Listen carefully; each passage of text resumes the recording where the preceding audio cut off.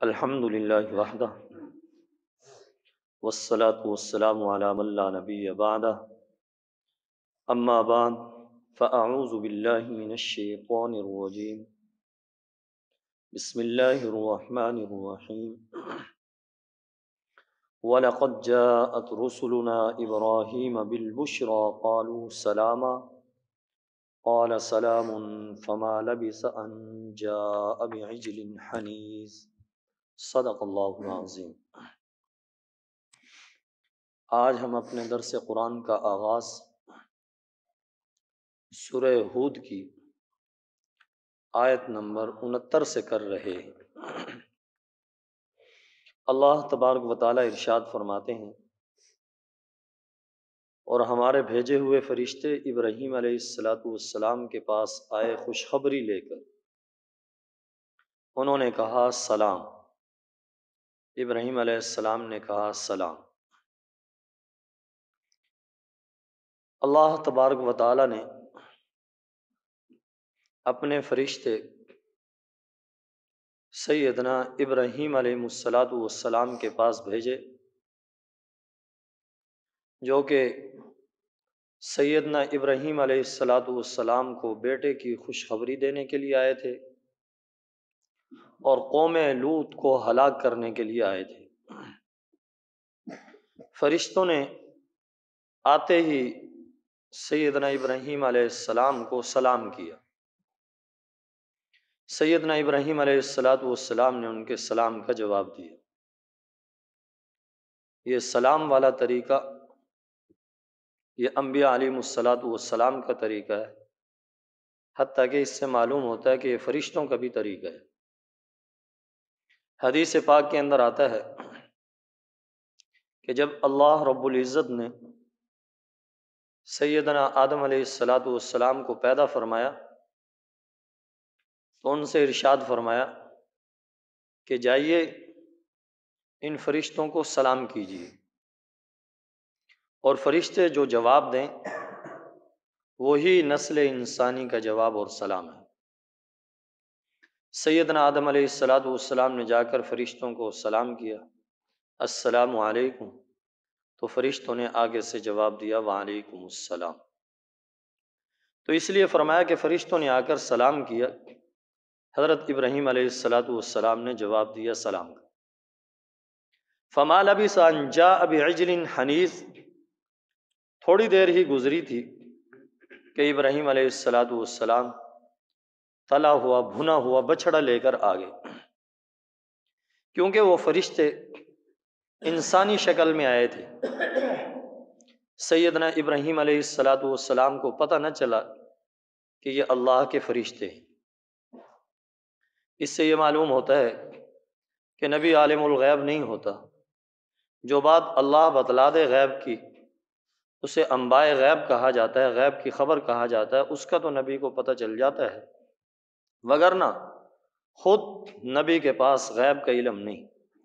اگر نبی کے پاس غیب کا علم ہوتا تو سیدنا ابراہیم علیہ السلام کو پتہ چل جاتا کہ یہ انسان نہیں بلکہ فرشتے ہیں، لیکن سیدنا ابراہیم علیہ السلام کو پتہ نہ چلا، فوراً گئے، انہوں نے سمجھا کہ یہ مہمان ہیں، اور سیدنا ابراہیم علیہ السلام بڑے مہمان نواز تھے، مہمان نوازی کے اندر مشہور تھے۔ سیدنا ابراہیم علیہ السلام جلدی سے جا کر بچڑے کو ذبح کر کے اس کو بھون کر تل کر لے آئے، سامنے رکھ دیا۔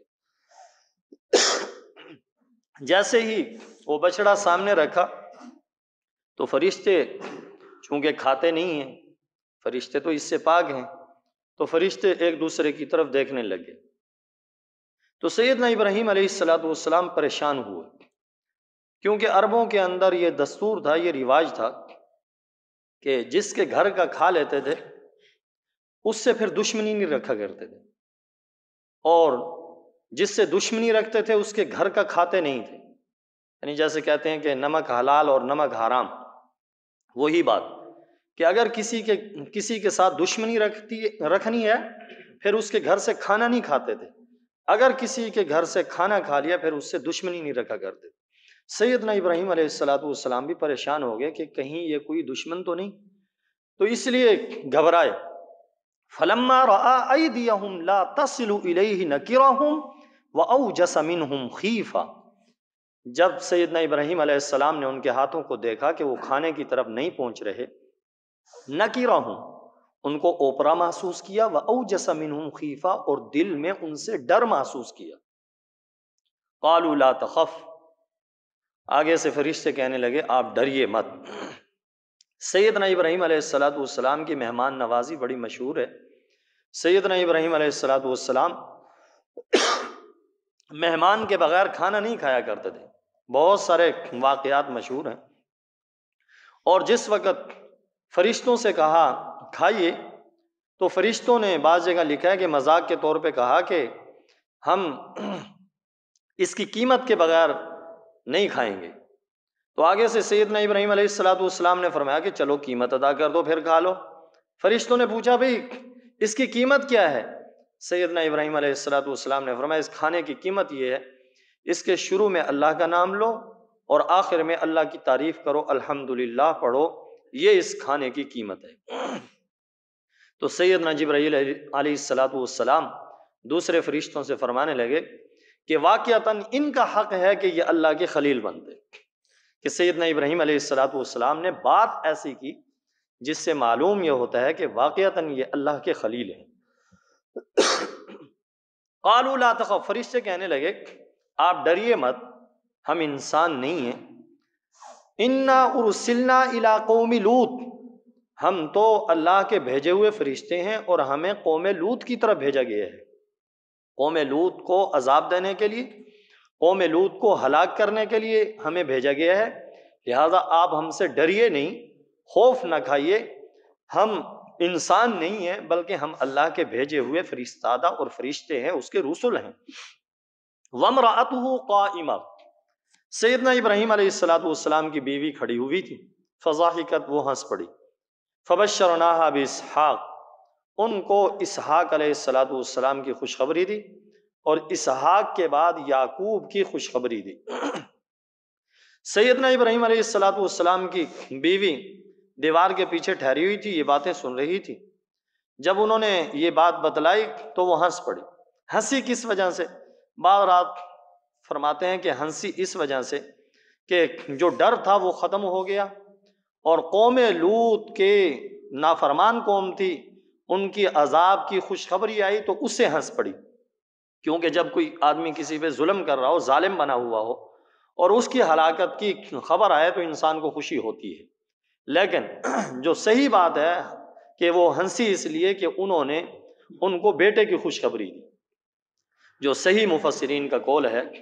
اور چونکہ اس وقت سیدنا ابراہیم علیہ السلام کی عمر 100 سال یا بعض رات نے فرمایا 120 سال تھی، اور ان کی بیوی کی عمر اس وقت جب یہ بیٹے کی خوشخبری ملی 90 سال یا 99 سال کی عمر تھی، اس وقت یہ خوشخبری دی تو فرمایا فبشرناہا باسحاق، فرمایا اللہ تبارک و تعالیٰ نے آپ کو اسحاق علیہ السلام کی خوشخبری دی ہے کہ اسحاق بیٹا اللہ عطا فرمائیں گے، اور فرمایا ساتھ ساتھ پوتے کی خوشخبری بھی ہے کہ اسحاق کا جو بیٹا ہے یعقوب، فرمایا اس کی خوشخبری بھی ساتھ۔ کتنا مبارک گھرانہ ہے، اللہ رب العزت نے نام بھی ساتھ ہی بتلا دیے ہیں، مبارک نام ہیں، عظمت والے نام ہیں، جن کے نام اللہ خود بتلا رہا ہے۔ قالت یا ویلتا آلد وانا عجوز، کہنے لگی ہائے میرے لڑکا ہوگا، میرے اولاد ہوگی، حالانکہ میں بوڑھی ہوں، وہذا بالی شیخا، اور یہ میرا خاوند بھی بالکل بوڑھا ہے، یعنی اس عمر کے اندر ہمارے اولاد ہوگی۔ ان ھذا لشیء عجیب، یہ تو بڑی عجیب چیز ہے، یہ تو بڑی عجیب بات ہے۔ قالوا اتعجبین من امر اللہ، فرشتے کہنے لگے کیا تو اللہ کے حکم سے تعجب کرتی ہے؟ رحمت اللہ وبرکاتہ علیکم اہل البیت، اللہ کی رحمتیں اور اس کی برکتیں ہوں تم پر اے گھر والو۔ یعنی فرشتوں نے کہا کہ یہ اللہ کا حکم ہے، اور جو اللہ کا حکم ہوتا ہے وہ ہو کر رہتا ہے، اللہ کا حکم ٹالا نہیں جاتا، اور تم تو ایسے گھرانے والے ہو کہ تم پر دن رات اللہ کی رحمتوں اور برکتوں کی بارش ہو رہی ہے۔ فرمایا تم اللہ کے حکم سے تعجب کر رہے، اور یہاں پہ لفظ آیا اہل بیت کا۔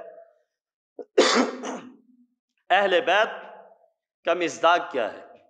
اہل بیت کا جو مصداق ہے وہ سیدنا ابراہیم علیہ السلام کی بیوی کو اہل بیت کہا گیا۔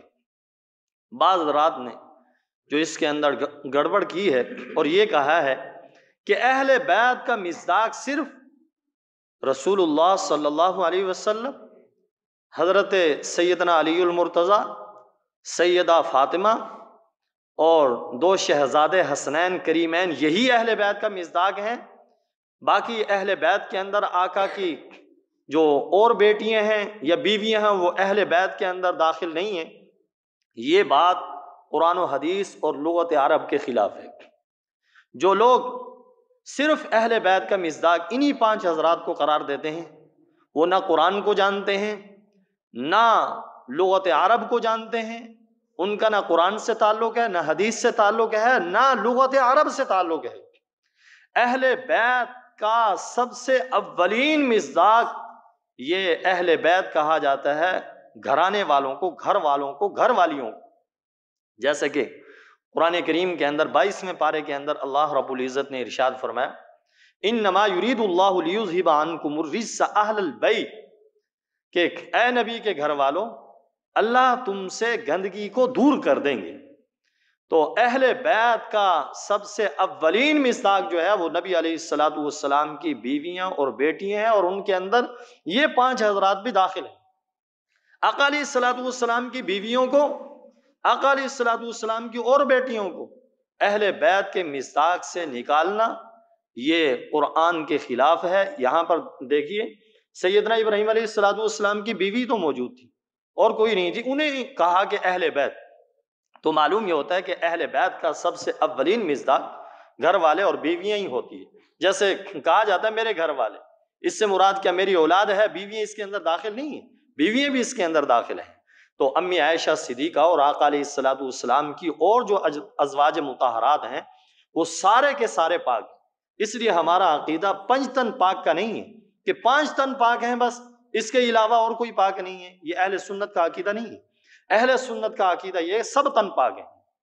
کیسا بہترین عقیدہ ہے! تو اس لیے فرمایا تم پر تو اللہ کی رحمتیں اور اس کی برکتیں ہیں اے گھر والوں، انہ حمید مجید، بے شک وہ تعریفوں والا ہے، بزرگی والا ہے۔ فلما ذهب عن ابراہیم الروع، بس جب ابراہیم علیہ السلام سے ڈر ختم ہوا، خوف ختم ہوا، وجاءته البشرا، اور ان کے پاس خوشخبری آئی، یجادلنا فی قوم لوط، وہ ہم سے لوط علیہ السلام کی قوم کے بارے میں ناز کے طور پہ جھگڑنے لگے۔ یعنی سیدنا ابراہیم علیہ السلام یہ عرض کرنے لگے کہ ابھی ان کو عذاب کے اندر مبتلا نہ کیا جائے، شاید وہ بعد کے اندر ایمان لے آئیں اور بعد کے اندر مومن بن جائیں، اس لیے ناز کے طور پہ اللہ رب العزت نے یہ کہا کہ ناز کے طور پہ وہ ہم سے جھگڑا کر رہے تھے۔ حالانکہ بات تو سیدنا ابراہیم علیہ السلام نے فرشتوں سے کی تھی، تو اسی کو جھگڑے سے تعبیر کیا۔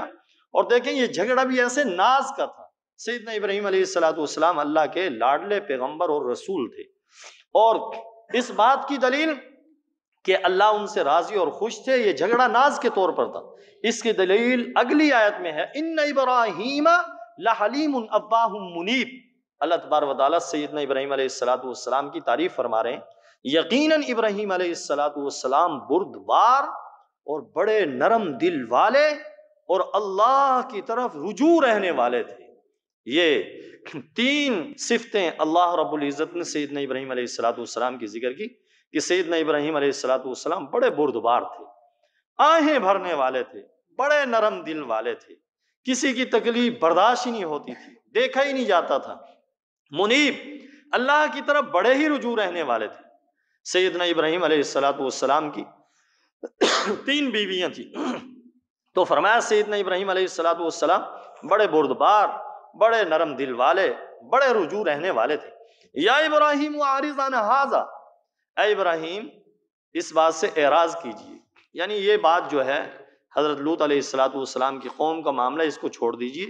انہ قد جاء امر ربک، تحقیق تیرے رب کا حکم آ چکا، یعنی تیرے رب کی طرف سے ان کو ہلاک کرنے کا فیصلہ ہو چکا۔ وَإِنَّهُمْ آتِيهِمْ عَذَابٌ غَيْرُ مَرْدُودٌ، اور وہ عذاب ان پر آ کر رہے گا، اسے کوئی ٹال نہیں سکتا، وہ ٹالا نہیں جائے گا۔ وَلَمَّا جَاءَتْ رُسُلُنَا لُوطًا سِیءَ بِهِمْ وَضَاقَ بِهِمْ ذَرْعًا، جب ہمارے بھیجے ہوئے لوط علیہ السلام کے پاس آئے، وہ ان سے گھبرا گئے اور دل کے اندر ان سے ڈرے اور کہنے لگے یہ تو بڑا کٹھن دن ہے۔ جیسے سیدنا ابراہیم علیہ السلام عراق سے آئے، اسی طرح سیدنا لوط علیہ السلام بھی عراق سے آئے، اور سیدنا لوط علیہ السلام سیدنا ابراہیم علیہ السلام کے بھتیجے ہیں۔ ان کو بھیجا گیا تھا سدوم کی بستیوں کی طرف، بحر میت کے کنارے جو بستیاں تھیں ان کی طرف انہیں پیغمبر بنا کر بھیجا گیا تھا۔ سیدنا لوط علیہ السلام کی قوم ہم جنس پرستی کے اندر مبتلا تھی، یعنی اپنی خواہشات کو بجائے عورتوں سے پورا کرنے کے لڑکوں سے اور مردوں سے پوری کرتے تھے، تو یہ بڑی خبیث فطرت والی قوم تھی۔ تو سیدنا ابراہیم علیہ السلام کے پاس اللہ فرماتے ہیں ہمارے بھیجے ہوئے آئے لوط علیہ السلام کے پاس، وہ ان سے گھبرا گئے اور دل میں تنگ ہوئے اور کہنے لگے یہ تو بڑا کٹھن دن ہے۔ وَجَاءَهُ قَوْمُهُ يُهْرَعُونَ إِلَيْهِ، اور ان کی قوم ان کے پاس دوڑتی ہوئی آئی، کیونکہ فرشتے جو آئے تھے وہ خوبصورت لڑکوں کی شکل کے اندر آئے تھے۔ سیدنا لوط علیہ السلام پہچان نہ سکے کہ یہ اللہ کے فرشتے ہیں، انہوں نے سمجھا یہ میرے مہمان ہیں۔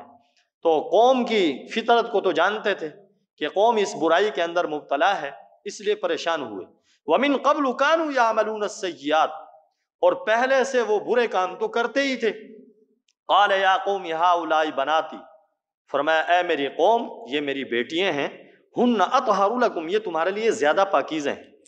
سیدنا لوط علیہ السلام کے پاس جب فرشتے آئے تو ان کی قوم دوڑتی ہوئی آئی، اور سیدنا لوط علیہ السلام نے اپنی قوم سے کہا کہ ایسا نہ کرو، میرے مہمانوں کے بارے میں مجھے رسوا نہ کرو، یہ میرے مہمان ہیں، اگر تم نے یہ کام کرنا ہی ہے تو فرمایا میری بیٹیاں موجود ہیں، ان سے تم اپنی خواہش پوری کر لو۔ بیٹیوں سے مراد کیا ہے؟ بعض رات فرماتے ہیں کہ اس سے مراد حضرت لوط علیہ السلام کی حقیقی بیٹی ہیں، اور بعض مفسرین کرام فرماتے ہیں کہ اس سے مراد اس قوم کی بستیاں مراد ہیں، کیونکہ قوم کی بیٹیاں مراد ہیں، کیونکہ قوم کی جو بیٹیاں ہوتی ہیں وہ پیغمبر کی روحانی بیٹیاں ہوتی ہیں۔ پیغمبر جو ہے ان کا روحانی باپ ہوتا ہے، جیسا کہ ہم میں سے ہر ایک حضرت محمد الرسول اللہ صلی اللہ علیہ وسلم کے روحانی بیٹے ہیں، اور ہماری عورتیں نبی علیہ السلام کی روحانی بیٹی ہیں۔ تو اس لیے سیدنا لوط علیہ السلام نے فرمایا یہ میری بیٹیاں ہیں، یہ تمہارے لیے زیادہ پاکیزہ ہیں، فاتقوا اللہ، اللہ سے ڈرو، ولا تخزونی فی ضیفی، میرے مہمانوں کے بارے میں مجھے رسوا نہ کرو۔ الیس منکم رجل رشید، کیا تمہارے اندر کوئی ایک بھی بھلا آدمی نہیں ہے، یعنی کوئی بھلا کام کرے، یہ کام کرنے کے ہیں۔ قالوا لقد علمت ما لنا فی بناتک من حق، وہ کہنے لگے اے لوط آپ کو پتہ تو ہے کہ ہمیں آپ کی بیٹیوں کے اندر رغبت نہیں ہے، وَإِنَّكَ لَتَعْلَمُ مَا نُرِيدُ، آپ جانتے ہیں جو ہم چاہتے ہیں، کیونکہ قوم اپنی خواہش کو بجائے عورتوں سے پورا کرنے کے لڑکوں سے اور مردوں سے پوری کرتی تھی، یعنی ہم جنس پرستی کے اندر مبتلا تھی۔ تو کہنے لگے ہمیں عورتوں کے اندر کوئی رغبت نہیں، ہم جو چاہتے ہیں وہ آپ جانتے ہیں۔ قَالَ لَوْ أَنَّ لِي بِكُمْ قُوَّةً، حضرت لوط علیہ السلام نے فرمایا کاش میرے لیے تمہارے مقابلے میں آج طاقت ہوتی، او آوی الی رکن شدید، یا میں مضبوط پناہ گاہ کی طرف ٹھکانہ پکڑتا، یعنی میرا آج کنبہ قبیلہ ہوتا اور میرا کوئی ساتھ دینے والا ہوتا۔ فرمایا تم مجھے مہمانوں کے بارے میں رسوا کرنا چاہتے ہو۔ قالوا یا لوط، فرشتوں نے کہا اے لوط، انا رسل ربک، ہم تیرے رب کے رسل ہیں، ہم تیرے رب کے فرستادہ ہیں، ہم تیرے رب کے فرشتے ہیں، ہم انسان نہیں ہیں، اس لیے pریشان نہ ہو۔ لن یصلوا الیک، یہ آپ کے پاس ہرگز نہیں پہنچ سکیں گے۔ اور آتا ہے کہ سیدنا جبرائیل علیہ السلام نے اپنا ایک پر ہلایا، وہ سارے کے سارے بالکل اندھے ہو کے رہ گئے۔ فَأَسْرِ بِأَهْلِكَ بِقِطْعٍ مِّنَ اللَّيْلِ، فرمایا اب آپ اپنے گھر والوں کو رات کے کسی حصے میں لے کر یہاں سے چلے جائیے۔ وَلَا يَلْتَفِتْ مِنْكُمْ أَحَدٌ إِلَّا امْرَأَتَكَ، اور تم میں سے کوئی ایک پیچھے مڑ کر نہ دیکھے سوائے آپ کی بیوی کے۔ فرمایا کوئی بھی پیچھے مڑ کر نہ دیکھے، ہاں آپ کی بیوی وہ پیچھے مڑ کر دیکھے گی کیونکہ اس پر بھی عذاب آنا ہے۔ ہر لوط علیہ السلام کی جو بیوی تھی وہ بھی کافرہ تھی، وہ مومنہ نہیں تھی، ایمان نہیں لائی تھی۔ اس لیے یہ مسئلہ ہے کہ پیغمبر کی بیوی کافرہ تو ہو سکتی ہے لیکن بدکارہ نہیں ہو سکتی، زانیہ نہیں ہو سکتی۔ اس لیے وہ کافرہ تھی، وہ اپنی قوم کا ساتھ دیتی تھی۔ اِنَّهُ مُصِيبُهَا مَا أَصَابَهُمْ، فرمایا اس کو بھی وہی پہنچے گا جو اس ساری قوم کو پہنچے گا، یعنی اس کو بھی عذاب آئے گا۔ اور بعض رات فرماتے ہیں کہ وہ چلی لیکن رستے میں اس نے پیچھے مڑ کے دیکھا تو نمک کا یا اسی طرح پتھر کا ایک کھمبا بن کے رہ گئی۔ اور فرمایا ان موعدہم الصبح، فرمایا ان کا وعدہ صبح کے وقت ہے۔ الیس الصبح بقریب، فرمایا کیا صبح قریب نہیں ہے؟ صبح کو ان سب کو ہلاک کر دیا جائے گا۔ فلما جاء امرنا جعلنا عالیہا سافلہا، جب ہمارا حکم آن پہنچا یعنی عذاب آیا، ہم نے اس بستی کے اوپر والے حصے کو نیچے کر دیا۔ وَأَمْطَرْنَا عَلَيْهَا حِجَارَةً مِّن سِجِّيلٍ مَّنضُودٍ، اور ہم نے ان پر پکی مٹی کے تہ بتہ پتھر برسائے۔ جبرائیل علیہ السلام نے اس بستی کو اٹھا کر اوپر لے گئے، کتوں کے رونے کی آوازیں آتی تھی اور اوپر جا کر الٹا پٹخ دیا اس بستی کو اور اوپر سے پتھروں کی بارش کر دی۔ مُصَوَّمَةً عِندَ رَبِّكَ، فرمایا تیرے رب کی طرف سے وہ نشان لگے ہوئے تھے، ہر پتھر پہ نشان لگا ہوا تھا کہ یہ کس کو لگے گا۔ جیسے کہ آج بھی یہ ڈرون جیسے مارے جاتے ہیں یا اسی طرح میزائل مارے جاتے ہیں تو وہ بھی ٹارگٹ کو ایک نشانہ بنا کر ایسا کیا جا سکتا ہے۔ تو آج اگر یہ سائنسدان ایسا کر سکتے ہیں تو جس رب نے ان کو عقل دی ہے وہ ایسا نہیں کر سکتا، ایسا کر سکتا۔ وما ہی من الظالمین ببعید، اور فرمایا یہ بستیاں ظالموں سے دور نہیں۔ اب رخ موڑا مشرکین مکہ کی طرف کہ مشرکین مکہ شام کے اندر، مصر کے اندر تجارت کے لیے جاتے ہیں۔ یہ لوط علیہ السلام کی قوم کی ہلاک شدہ بستیاں ان کے رستے میں پڑتی ہیں، کیا یہ ان سے عبرت حاصل نہیں کرتے کہ جیسے انہوں نے پیغمبروں کی بات نہ مانی، پیغمبر کی بات نہ مانی، وہ ہلاک ہو گئے، یہ بھی پیغمبر علیہ السلام کی بات نہیں مان رہے تو یہ بھی ہلاک کر دیے جائیں گے۔ دعا ہے اللہ رب العزت سے کہ اللہ ہم سب کو اپنی رحمت کا وافر حصہ نصیب فرمائے، اپنے عذاب سے ہم سب کو محفوظ فرمائے۔ وآخر دعوانا الحمدللہ رب العالمین۔ اللہم صلی علی سیدنا مولانا محمد وعلی آل سیدنا مولانا محمد مبارک وسلم وصلوا علیہ۔ اے اللہ ہم سب سے راضی ہو جا، اپنی رضا مبارک ہم سب کو نصیب فرما، ہم سب کے گناہوں کو معاف فرما، دین کی خدمت کے لیے ہم سب کو قبول و منظور فرما، درس قرآن کو قبول و منظور فرما، کمی کوتاہیوں کو اپنے فضل و کرم سے معاف فرما۔ اے اللہ جتنی دینی جماعتیں، دینی جماعتوں کے لوگ کام کر رہے ہیں، اے اللہ ان کو اخلاص نصیب فرما، قبولیت نصیب فرما، ضروریات کو غیب کے خزانے سے پورا فرما، مساجد کی، مدارس کی، علماء کی، طلباء کی، اللہ والوں کی، خانقاہوں کی، ایک ایک مسلمان کی حفاظت فرما۔ اے اللہ ملک پاکستان کی حفاظت فرما۔ اے اللہ حاضرین مجلس کی بخشش فرما، سب کی جائز مرادوں کو پورا فرما۔ ہم میں سے جن جن کے عزیز رشتہ دار دنیا سے رخصت ہو چکے سب کی قبروں کو منور فرما۔ ہم سب کی ساری دعاؤں کو اپنے فضل سے جناب رسول اللہ صلی اللہ علیہ وسلم کے واسطے وسیلے سے قبول و منظور فرما۔ وصلی اللہ تعالی علی خیر خلقہ محمد وعلی آلہ واصحابہ واہل بیتہ وذریاتہ اجمعین، آمین آمین برحمتہ۔ جزاکم اللہ۔